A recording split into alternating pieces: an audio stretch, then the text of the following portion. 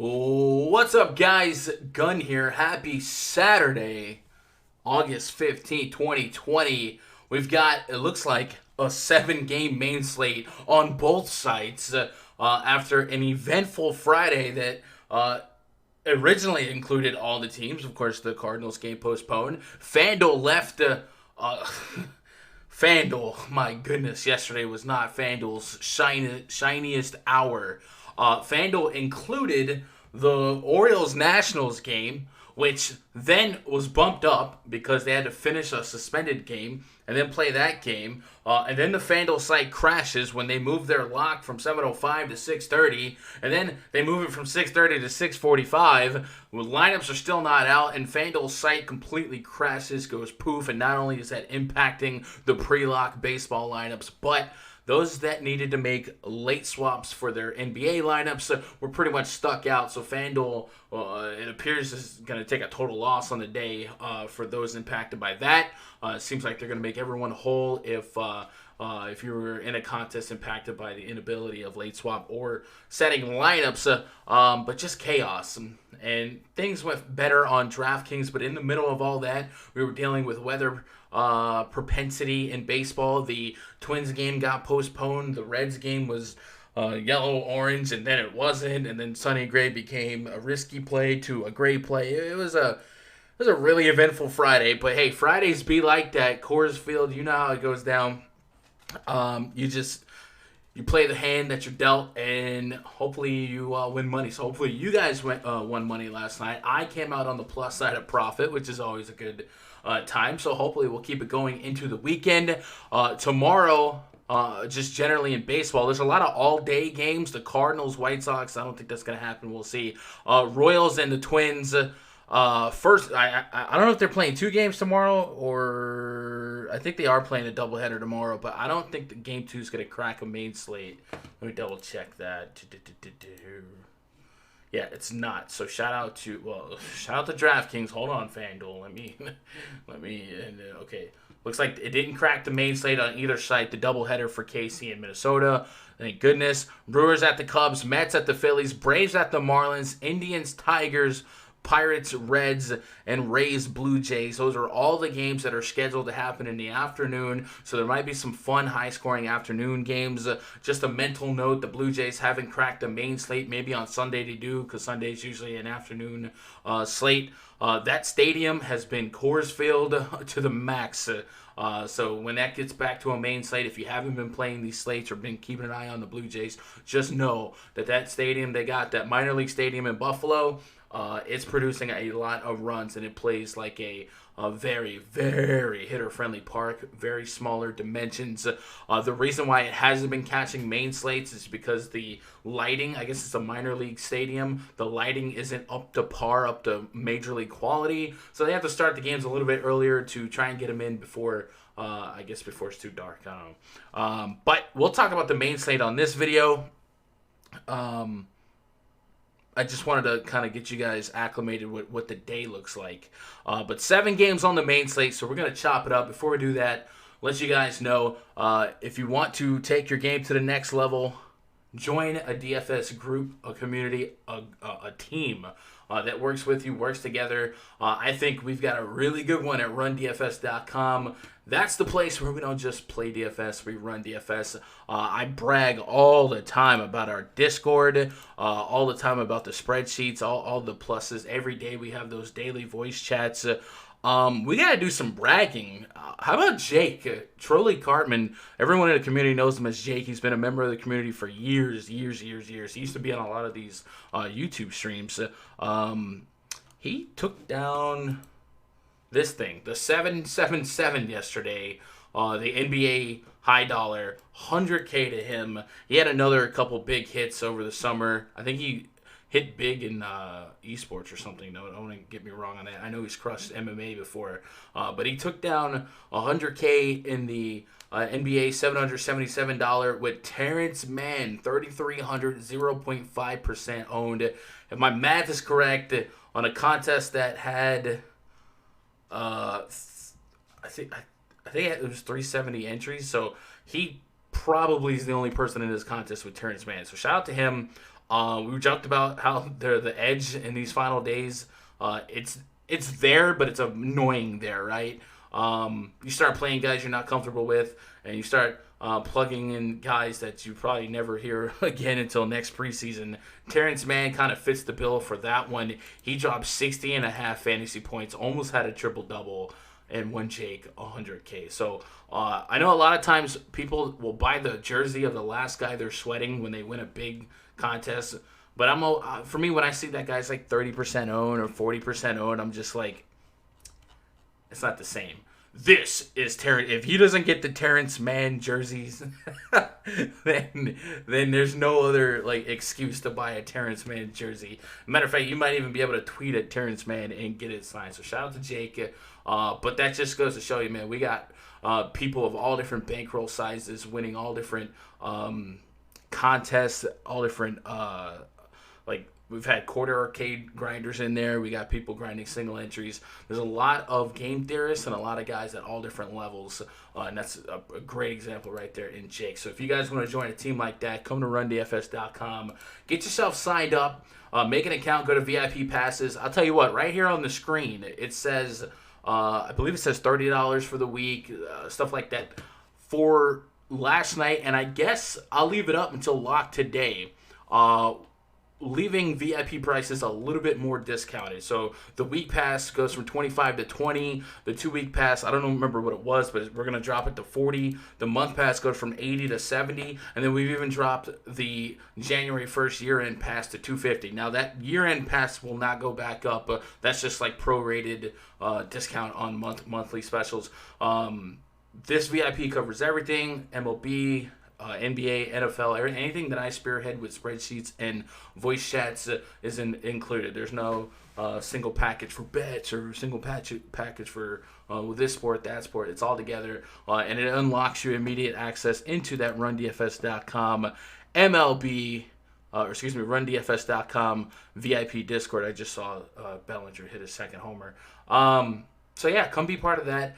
You'll also unlock access to the spreadsheets. I'm going to be using the MLB VIP spreadsheet throughout the duration of this video. I think you guys, if you're new to MLB DFS and you're still just trying to absorb all the different numbers to look at, I think this thing is a really powerful tool to kind of get you super acclimated with pertinent advanced metrics, how to use them, how to read them, and how to not overreact or underreact to them. Anyway, let's get cranked up here. Game number 1, the Red Sox and the Yankees. They're going to start their second game of this Yankees homestand yesterday.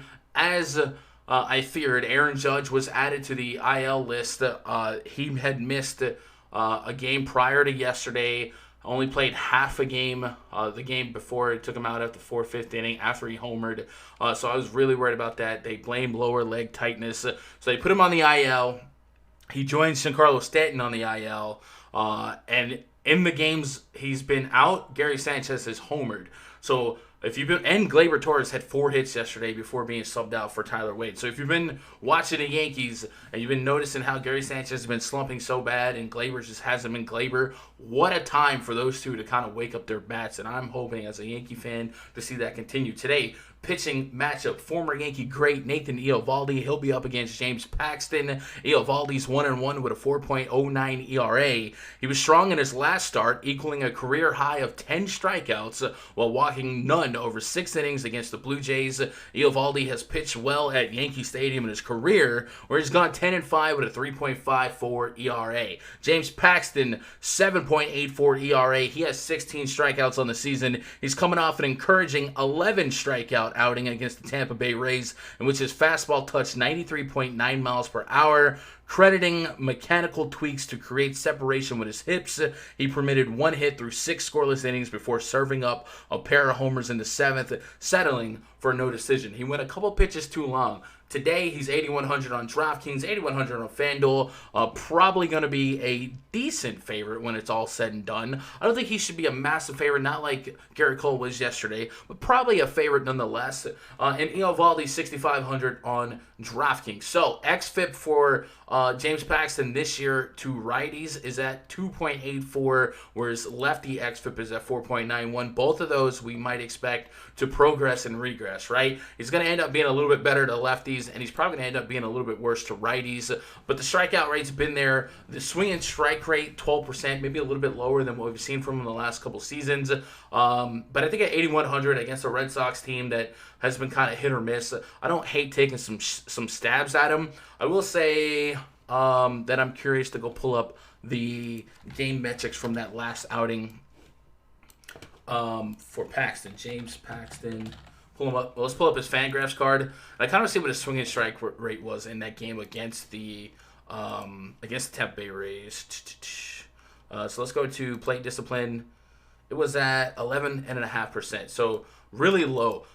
As somebody who was watching that game, it felt like he was getting a lot of calls and then a couple of strikeouts looking. So that is something to be something somewhat cognitive of, especially knowing that only 58% of his pitches were first pitch strikes. And anything over 50% is still good, but that's lower than the previous two outings. So maybe there's a little bit of luck on his side in that game. If we go to advance his, let's go standard. No. Let's go back to advance. His BABIP that game is 222. Not super insane. Obviously expected to be a little bit better. Where's the xFIP on the game logs? Did they move that? By the way, I love the StatCast tab on FanGraphs. So 45.5% hard hit rate. That's not what you want. I feel like they there it is. xFIP, a 2.37 xFIP against Tampa. All that went down. What I would, I'm just not super confident just yet. I don't want to get too crazy with Chase and Paxton being back. But at 8,100, if you can get me a window of 16 fantasy points to a little over 20, I think I'm a buyer. Guys that we'd be worried about in this Red Sox lineup, JD Martinez at the forefront there. Obviously, a guy like Xander Bogaerts. Alex Verdugo hit a homer off of Garrett Cole yesterday. So he's definitely somebody I would keep an eye on, and a lot of people might avoid him in terms of selecting him to roster. Hey, he's batting over 300 so far against lefties in his career. But that's it. Nobody else here that I'm really running to or away from. So at 8,100 on a medium-sized slate, can I get 16 to 25 out of Paxton as a window? I think it's very possible. Eovaldi's 6,500. Now, he's going to go against a Yankee lineup that comes out pretty righty-heavy. You've probably heard me say this before. Favorite team, they do have a couple of strikeouts in their lineup. I will say the absence of Aaron Judge and Giancarlo Stanton maybe even makes their lineup a little less lowers their propensity to the strikeout, but it's still some strikeouts to be had in this lineup. So if Eovaldi at 6,500 ended up not being the worst play, here's a guy who has plenty of experience pitching off the mound in the Bronx. At 6,500, could I get double-digit fantasy points, right? You can give up some runs. Could I get 12 to 20? I think it's very possible, and we know he does have strikeout potential. So I do think he's a little bit underpriced. Not that I love the matchup or anything like that, but 9 against the Mets on the low end, 10, 23, 19. I don't think Eovaldi's completely out of my pool. He's a high-velocity pitcher.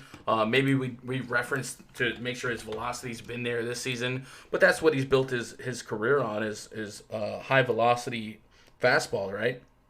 So let's go to pitch type for the last couple years.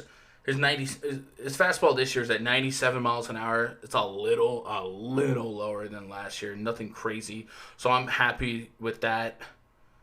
He's got a curveball in the mix now. Good little pitch to keep somebody off their back foot.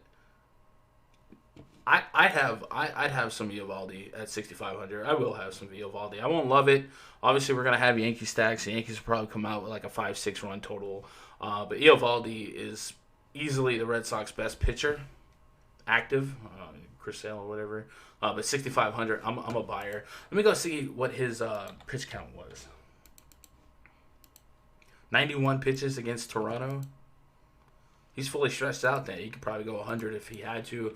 I wouldn't expect him to, but I'm a buyer on Paxton at 6.5. I think the price and risk reward is fair enough against this Yankees lineup where I could be a buyer.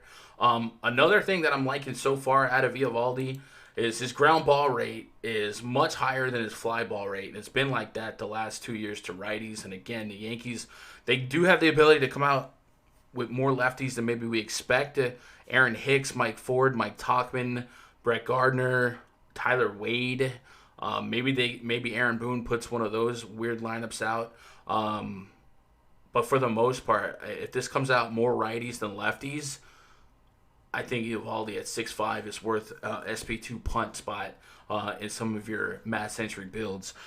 Probably doesn't crack my single entry or my cash game consideration, but I think at 6,500, a little bit of meat on the bone for me. So give me a little Paxton, give me a little Eovaldi, and then we could cherry pick these offenses. DJ LeMahieu, the king of the multi-hit game, another multi-hit game yesterday. Gleyber Torres, like I said, had 4 hits yesterday. Gary Sanchez hit a home run yesterday. He also had a full count which he struck out. That's what I've been seeing out of Gary for the last week. To start the season, he looked terrible. It was bad. But then you start seeing him fight in counts, fouling off balls, just missing balls, and working full counts and taking walks. And he's got 2 homers on the week to his credit. So, Eovaldi's going to be a tougher matchup. One pitch I know that Gary just looks rough against in real life is the slider. Eovaldi doesn't throw a slider. So maybe Gary keeps it going, right? A negative 1.3 grade against the slider for Gary on the last couple of seasons. Eovaldi's not going to throw the slider. He has that 3.3% usage rate over the course of the last couple of years. Don't see him pulling that out of his hat. Let's move the games right along. Giants hosting the Athletics.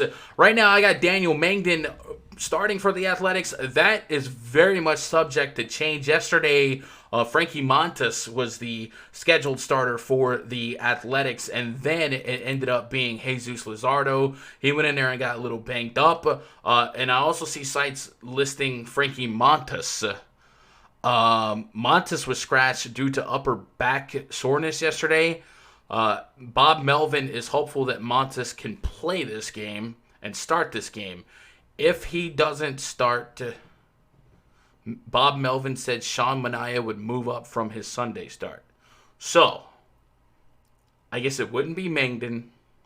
It might be Montas. And if it's not Montas, it would be Sean Manaea. Pretty significant considering Sean Manaea is a lefty and Frankie Montas is a righty. So let me put Montas in here for now.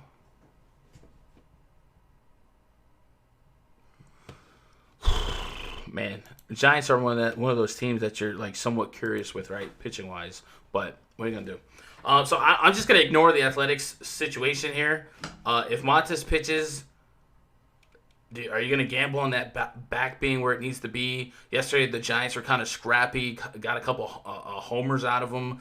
And if you use Jesus Luzardo against them like I did, it didn't go great. So if you tell that with another lefty on a bumping up a day's notice, and pitchers are creatures of habit, they don't like changing their process. Then I'm probably a little spooky to get to Manaea.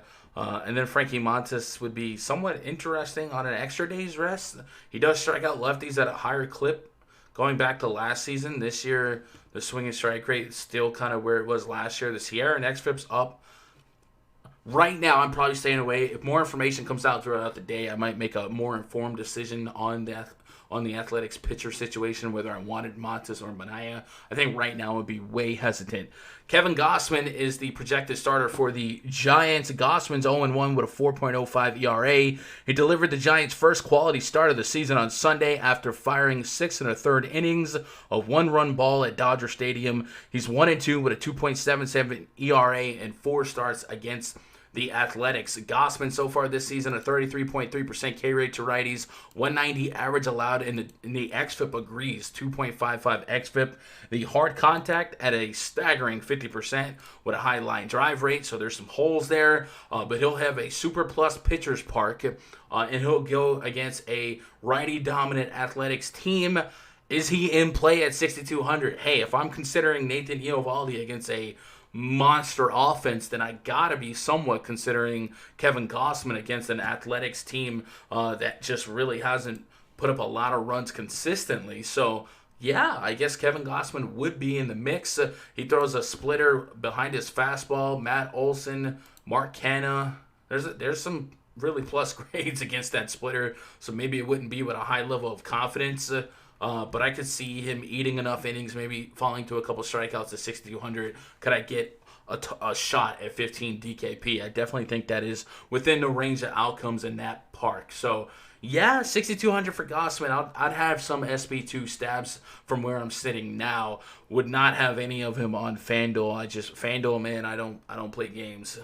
I don't take naps. I don't play games. So give me a little bit of Gossman on DraftKings. Matchup wise, who's standing out here? So if Gossman does take the hill, last year he had power problems to lefties, a 1.57 home run per 9 to lefties, 40% hard contact rate. We just looked at the pitch report. Looks like a great spot for Matt Olson. He's 3,600 on FanDuel, 49 on DraftKings. Not a lot of people are going to go to him on a Coors slate while he's on a lackluster offense in the number one pitcher's park. So he makes a really nice one-off, if nothing else. So I don't mind that at all. I probably don't get to stacking either team. I don't have a run total. Yeah, I do. I got A's at 4.6 implied runs and the Giants at 3.5. So the Giants are getting no respect here when there's not really any certainty on who's going to pitch for the Athletics. If they keep disrespecting Giants like that, I might have to keep taking some team total bets. Yastrzemski, yesterday we saw Longoria go yard. I think Hunter Pence went yard. So this team's starting to show a little bit of pop that they just really hadn't showed before then. Let's move the games right along. Mariners at the Astros. Christian Javier taking on Nick Margevicius. He's Margevicius. I was going to make a Fergalicious reference, but I don't know. I guess I got to know my target audience. Astros put up runs yesterday. When they got done putting up runs, they put up some more runs. That was a day where Yusei Kikuchi was scheduled to start. He was scratched, I believe, after Main Slate locked for former Yankee Nestor Cortez, still a lefty in the lineup, but it was a much better matchup for the Astros, and they took full advantage right away. Markevicius, another lefty, has a 3.24 ERA so far this season. He made his first start in place of injured Kendall Graveman on August 8th, and he held the Rockies to 3 hits and a walk in 3 1/3 scoreless innings. He'll look to build on that 61-pitch outing now after starting the year in a relief role. Christian Javier, 4.02 ERA, 1-1 win-loss record. He was hit for 5 runs, 3 hits, and 3 innings in his third major league start Sunday against the Athletics in Oakland. He struck out 16 batters in 15 2/3 innings as a starter and reliever. So he does come with some inherent strikeout upside. So far, the strikeout numbers don't match the swing and strike rate numbers, and maybe we try and validate that with his minor league stats, right? So let's go to MILB.com. Christian Javier,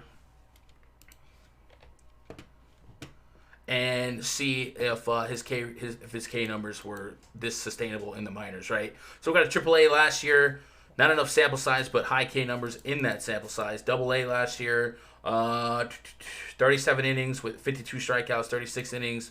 Okay, so the strikeout numbers were there. So I would anticipate this swing and strike rate to rise from 8.3% to probably 11-12%, seeing the amount of strikeouts he did get. Let me double check his whip here. Whip was sub 130 average to both sides of the plate. So I expect him to bounce back here, and he's going to get some Mariners team that is one of those teams we can gamble on more often than not.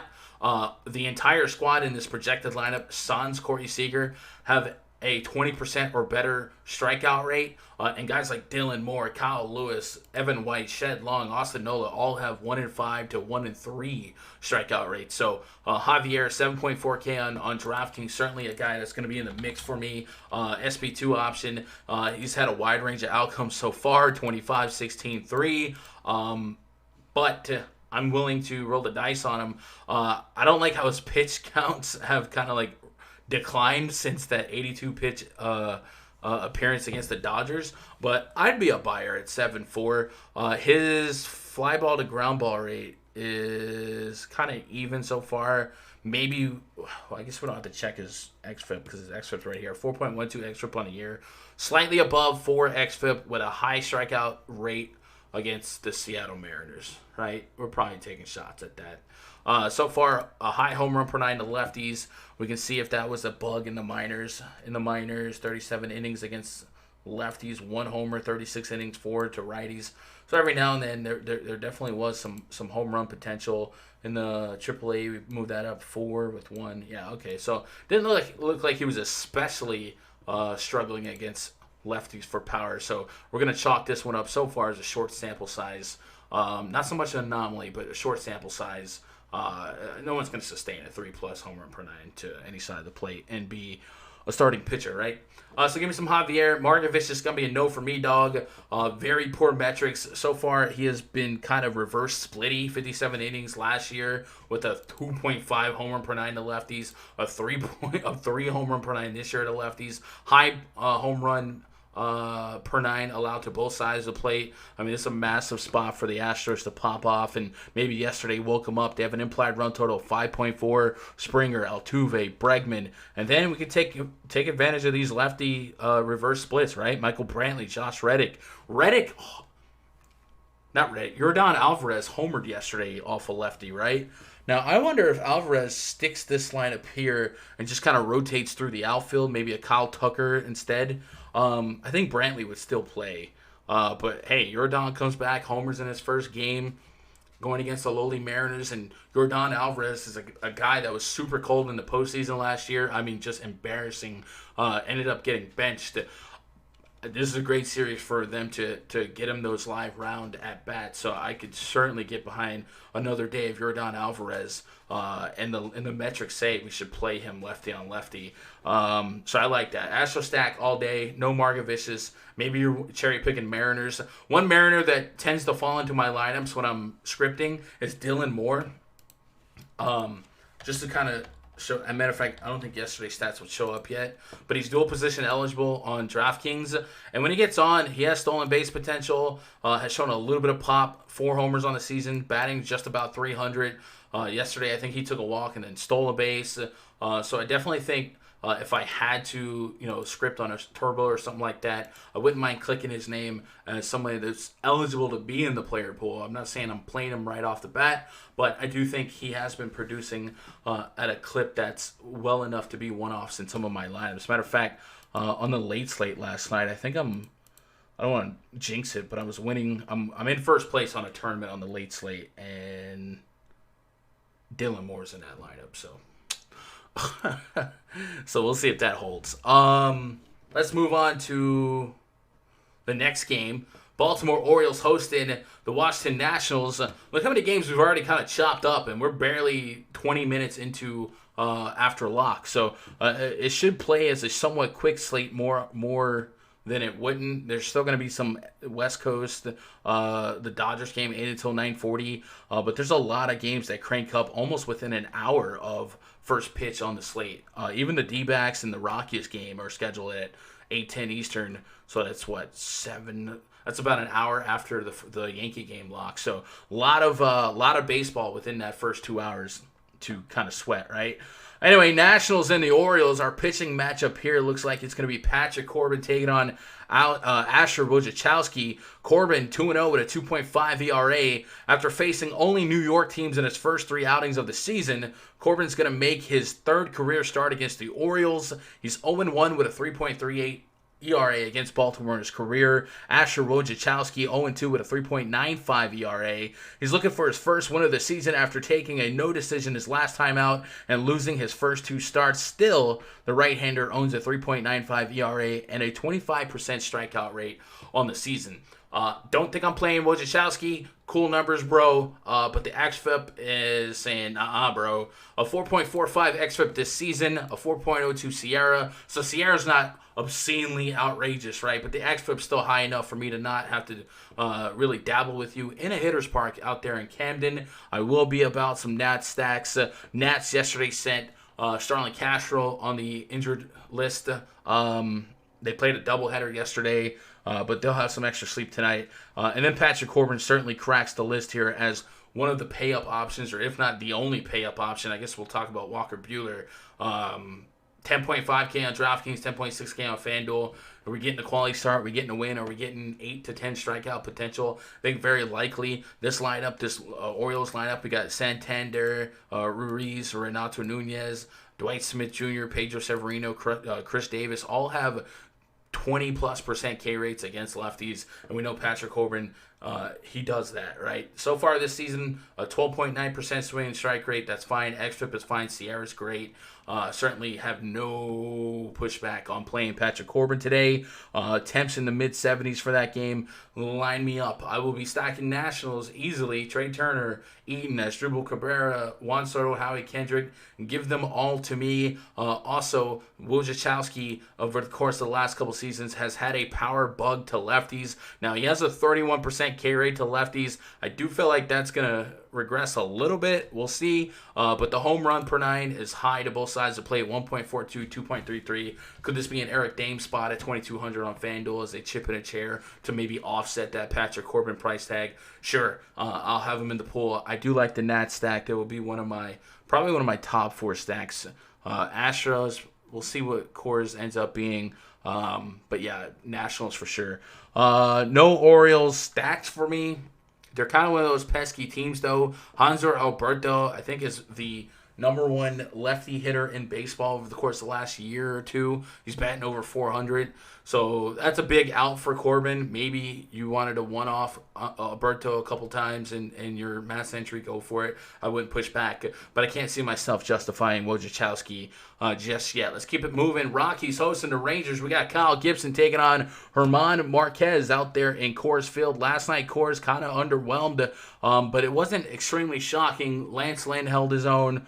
And I did expect more from the Rangers, but it just didn't happen. Cal Quantrill on the bump against Alex Young. Quantrill is going to make his first start of the 2020 season after pitching well in relief to begin the year. He's gone 2-0 with a 3.12 ERA in 3 appearances, striking out 8 over 8 and 2/3 innings. He threw 1 1/3 scoreless innings versus Arizona on July 27th. He'll be up against lefty Alex Young. 4.66 ERA. He's going to take the spot of Madison Bumgarner in the rotation. Bumgarner's on the IL with a mid-back strain, and he's expected to miss this start and possibly another. Young made 17 appearances, 15 starts during his rookie campaign last season. I just read a whole different game, so I'm going to fast forward that game and pretend like I wasn't talking about Coors. That's the D-backs and the Padres. So Alex Young, one thing I'm going to immediately notate here is that the Padres against lefties are going to be my addiction, my strange addiction. Don't ask questions you don't want to know. Fernando Tatis, Trent Grisham, Manny Machado, Tommy Pham, give them to me. The roof in Chase Field, the subject of a little bit controversy. The roof was open. Sites didn't report it. Labs, Roto-Grinders, they didn't pick up on that. The Twitter account for the D-backs posted it twice on Twitter, and then their website listed it open. When that roof is open, it changes everything. Now, yesterday was a very bad, fluky, non-high-scoring game. However, it's 100-degree plus temperatures in Arizona. The ball floats a little bit better. Chase Field roof information. When I was looking at information for the roof last night, one thing I saw that was a little funky, and I feel like you guys should definitely be aware of this, was they listed the roof open yesterday, and then for today, it says roof status open, end of 3rd inning. Does that mean at the end of the 3rd inning, they're going to pop the top and things start changing? Something to keep an eye on. If that's the case, that game could get a little froggy midway through. And if you give me this Padres team against anyone, but especially against a lefty, I'm a buyer. Alex Young last season had a 1.71 home run per 9 to righties. So far this season, he's given up power to both sides of the plate. I'm a buyer. Give me the Padres stack, even if the roof is closed. And then no Quantrill for me, more than likely. I don't think his arm is stretched out too far, right? He threw 48 pitches last start. He threw 77 at Coors. I don't see myself getting a Quantrill. But I could see some D-back stack, if nothing else, for taking a shot at mid-game roof opening. Hopefully throughout the day we'll get some more clarification on what the heck is going on with that. But I think that's what they did against Lance McCullers. I feel like they opened the roof after the 2nd or 3rd inning, and then it just kind of went all downhill after that, right? All right, now let's back this thing up. Let's go back to the Coors Field. Honestly, it's almost okay if we just skip Coors Field, right? You guys know the Coors breakdown. Hey, it's Coors Field. We don't really play pitchers. Offenses could pop off. It's Coors Field. But here's our matchup. Kyle Gibson, German Marquez, maybe on paper, two pitchers that don't really project to be the stick of dynamite in a blowout. But Kyle Gibson does have a 4.11 ERA this season, 15 strikeouts. He's making his first career start against the Rockies. He's made 20 career starts against National League teams, and he's 4-11 with a 5.4 ERA and a 1.59 WHIP. What a weird stat to throw at me there, MLB.com. Yeah, this guy pitches well, but against the National League, not so well. But it's okay. What? Those are those gambling stats, I promise. German Marquez, 2.08 ERA, 2-2 win-loss record. Last time he faced the Rangers was on opening day. He limited Texas to 2 hits and 1 run in 5 2/3 innings. He hasn't given up more than 2 earned runs in any of his 3 starts since. Marquez is a very curious case because he really challenges you to test the comfort zone on whether or not you want to play a pitcher in Coors, because he has shown that he can be a solid stocking stuffer even in Coors. You see against San Francisco, if you took the gamble, he put up 30 fantasy points against San Francisco in Coors, went 7.1 with 9 strikeouts. I mean, he knows how to pitch in the elevation and has shown 2 games this season with near 30-point upside. And at 8,300, I would probably take the 16 at 8,200, although I wouldn't necessarily think that the risk reward was, or the reward for the risk was fantastic. Hashtag DFS, this would be the spot where the Rangers pop off, right? After being lackluster against lesser, inferior arms, they go against one of probably the Rockies' best pitcher. I mean, I guess John Gray has a case, but probably the Rockies' best pitcher. This would be hashtag DFS, hashtag baseball for them to go off on German Marquez. So generally and historically, I don't pitch pitchers in Coors if I can help it. I'm going to try not to do it again today. I'll probably go and chase some of these Rangers bats. So far this season, Marquez has allowed an elevated hard contact rate to lefties. Last year was at nearly 41%. This year it's at 41%. Elevated line drive rate. The Rangers are amongst the league leaders in hard contact rate, so guys like Joey Gallo, Willie Calhoun, maybe take advantage of that.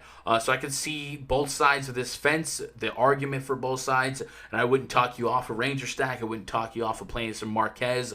I get it, and I think baseball DFS, acknowledging a range of outcomes and then playing that range of outcomes with however many bullets you choose to put in your gun is fine. Kyle Gibson, I will not be playing Kyle Gibson. He does have a 4.25 xFIP last year against lefties. This year has been much better. And then on against righties, he's gotten to sub-4 as well. But hey, man, the park that he's been in plays a lot more pitcher-friendly than Coors Field. He's going to be a contact pitcher, 7.7% swinging strike rate this season. Maybe that gets better and goes towards his last couple years' average of 12%. But I don't see myself getting behind Kyle Gibson today. If we go look at that pitch report in the RunDFS.com VIP spreadsheet, he's going to throw fastball, slider, curveball, changeup. So fastball is really the only pitch that isn't impacted here by the elevation. Slider, a little break to it, could be impacted. Curveball, a lot of break to it. Already a negative curveball could be that much more damaging. And changeup, not really a lot of break to a changeup, just a little taking the steam off the top of a fastball. But some changeups do have some break. So Rockies could be right back in the mix. Trevor Story, Blackman, Arenado, you got to go up there and get them. Basically $6K per, but they make a lot of sense. And Garrett Hampson is still $3K on FanDuel, leading off in Coors. If he leads off again today, which he did yesterday, $3K is just the opportunity cost is way too low to not be at least interested in having some shares of Hampson. But anyway, implied run total for the Rockies 6.5, the Rangers 5.1. Rockies a minus 158 favorite on the VIG. So yeah, Rocky stack is probably going to project pretty well. We already broke down this D-backs game. That leaves us one game left on the docket. Before we do that, take a pause for the cause. Remind you guys can hang out with me 2 hours before lock tomorrow in the RunDFS.com MLB VIP voice chat. Right now, these cats are in here sweating the current D-backs game. I was on the over because of the roof being open, and we've seen some bad luck out. So hopefully all that's starting to turn around. Yeah. Anyway, so when you open up the RunDFS.com VIP Discord, I had to kind of proofread it because sometimes there's some sus stuff. It's a fraternity of gamblers. When you open this up, you'll see all the different channels where we're discussing everything. In NBA right now, they're all celebrating Jake winning 100K yesterday. We'll be in this voice chat. Bam, you click on it, boom, here 2 hours before lock tomorrow, and there we are. You can listen in, you can grab a mic, make some new friends, talk some plays with us, and then if you're not, or if you're a midday early grinder like a lot of these cats are, you're up in the morning, no matter what sports you play, golf, League of Legends, if you're watching or playing the NBA Showdown today for that playing game, there's going to be cats in here all day long grinding and playing those games, and you can bounce questions off of them. That's what Jake did yesterday, and I don't know how he landed on Terrence Mann, but he did. So if you guys want to be part of this community, come over here to rundfs.com, make yourself an account, get signed up. Like I said, up until lock today, since I already said in the beginning of this video, we'll leave the reduced rates up there. So if you want to go sign up, come hit me up. If you have any questions before you sign up, you can hit me up at twitter.com/gundeckersports. My DMs are open. You don't have to follow me, nothing like that. The subscription is not reoccurring like every place else. If you don't like your stay, you leave. No questions asked. But I will say I have over a 90% recidivism rate when it comes to subscribers. So people come, they stay, they like what they experience, they like the process, they like the people. So there's that. Main event tonight, the Dodgers and the Angels. Walker Bueller taking on Andrew Heaney. Bueller 0-0. Still no decision with a 4.4 ERA. There was progress in his last start as Bueller pitched into the 6th inning and limited the damage despite 4 walks and a hit batter. All 4 walks led off the inning, every inning that he pitched, but he allowed only 1 hit in 5 2/3. So if he can wipe away those leadoff walks, maybe he's starting to find it. Andrew Heaney taking a bump for the Angels. He's off to a solid start this year, but he did struggle against the Rangers last time out. He gave up 5 runs over 3 2/3 innings. He's 1-1 with a 4.26 ERA. So Walker Bueller coming into the season, a lot of sharps were on him as a potential Cy Young candidate in the National League. Obviously, you really can't have any throwaway games this season, and so far Bueller's had a couple of those. But 87 pitches in that start against San Francisco.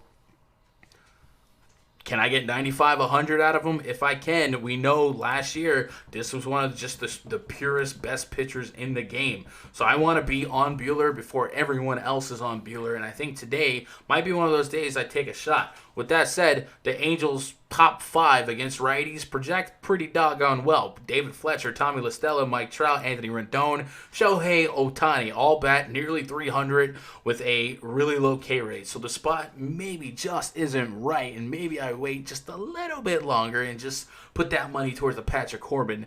But that seems like the chalky line of thinking. So maybe, just maybe, if you thought Bueller could reenact some of his amazing games last year, 3.5 Sierra, 3.37 xFIP, 12+% swinging strike rate, maybe take a couple stabs at him in deep tournaments. I think I would. Obviously in short entry, single entry, and cash, I'm looking at Patrick Corbin at that price range. But in tournaments, yeah, it makes a lot of sense. You put Bueller in a pitcher's park, and hopefully he finds it. Really, really short sample size, just 14 innings, so I'm not going to overreact to the walk rate, xFIP, Sierra, blah, blah, blah, blah. We know what he can be. There's no reason to suggest that any of that has changed, right? We can go check out his pitches and just maybe keep an eye on his, his velocity and stuff like that. So we'll go to game log. Actually, let's go to season stats and then pull up pitch type. Fastball is faster this year than his average last year. Yeah, nothing's different. So I have no reason to believe that Walker Bueller is not on his way back. But at the same time, that Angels lineup is pretty scary. So I'm not going to have high expectations. But I will have some exposure in deep field tournaments. Andrew Heaney, 7,900. He's been really good. 4.26 ERA. That's higher than his Sierra and xFIP. Nearly a 13% swinging strike rate. He throws strikes. The whip at 1.2. That's not fantastic, not terrible. At 7.9 is the risk reward.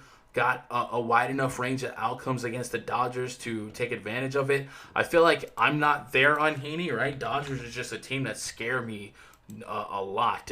And Heaney has faced some really soft matchups. Seattle twice, Oakland at Oakland, Texas, softer on paper, really lefty. So I probably am not pushing issue on Heaney. I think his metrics say he's good, but I'm not putting him against one of the best teams in baseball. Mookie Betts is lighting it up right now.